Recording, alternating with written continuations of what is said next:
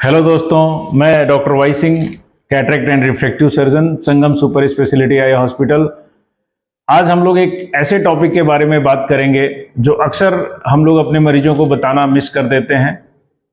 हम लोग जो भी डिसीज रहती है उसके लिए आई ड्रॉप्स प्रिस्क्राइब करते हैं। आई डॉक्टर्स ज़्यादातर आई ड्रॉप से ही बीमारियों को ठीक करते हैं। तो आई ड्रॉप्स हम लोग जो प्रिस्क्राइब करते हैं उसको कैसे आँख में डालना है ये बहुत इंपॉर्टेंट होता है। तो कुछ बेसिक चीज़ें मैं आई ड्रॉप्स के बारे में बताऊंगा। सबसे इंपॉर्टेंट ये है कि जब भी हम आई ड्रॉप्स को ओपन करते हैं तो उस पर डेट डाल देना चाहिए कि किस डेट को ये दवा ओपन की गई है, और 1 से 1.5 महीने से ज़्यादा उस ड्रॉप को नहीं यूज करना चाहिए। उसके अंदर ही उसको ख़त्म कर लेना चाहिए या उसके बाद उसको डिस्कार्ड कर देना चाहिए। जो इसका टिप होता है, इसका नोजल, इसको हमको उंगली से टच नहीं करना होता है, ये ध्यान रखना होता है। और जब हम आई ड्रॉप आंख में डालते हैं तो ये हमको ध्यान रखना होता है कि केवल 1 ड्रॉप ही डालना होता है, क्योंकि हमारे जो आंखों में स्पेस होता है वो 1 ड्रॉप से ज़्यादा का नहीं होता है। अगर हम 1 से ज़्यादा ड्रॉप डालते हैं तो बाकी ड्रॉप्स जो है बाहर निकल जाती हैं। तो ड्रॉप डालने का तरीका ये होता है कि हमको नीचे की पलक को नीचे खींच करके थोड़ा सा ऐसे सर को ऊपर करके, अगर खुद से डालना है या कोई भी डाले तो भी नीचे की पलक खींच करके ऐसे आंख को करके हम लोगों को ड्रॉप डालना होता है।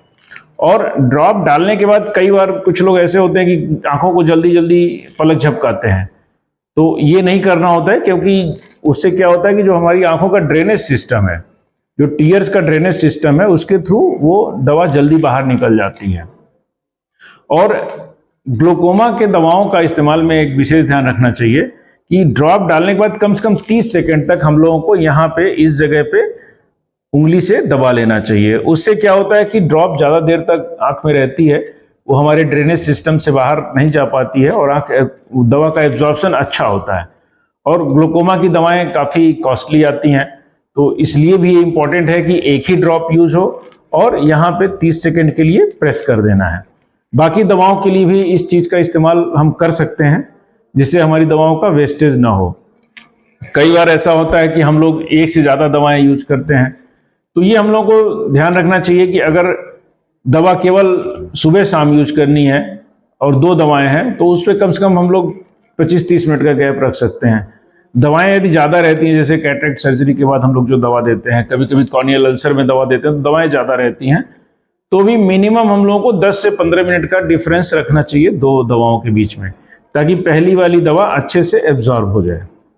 तो दोस्तों, इस बार हम लोग ने बहुत ही अनटच टॉपिक पे बात किया कि हम ड्रॉप्स का इस्तेमाल कैसे अच्छे से करें। धन्यवाद, फिर मिलते हैं।